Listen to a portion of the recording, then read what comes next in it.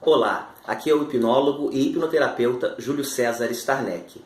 Vim falar hoje com você sobre bruxismo. Você sabe o que significa essa palavra?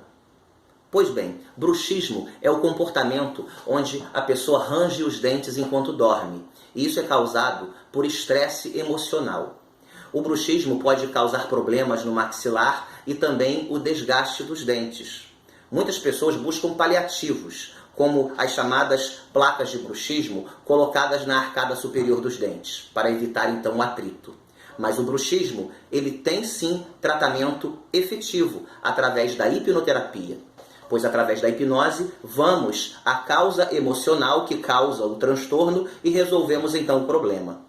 Se você conhece alguém que sofre de bruxismo, se você mesmo range os dentes durante a noite, resolva esse problema, resolva esse transtorno, busque sua saúde emocional e com isso o bruxismo desaparecerá.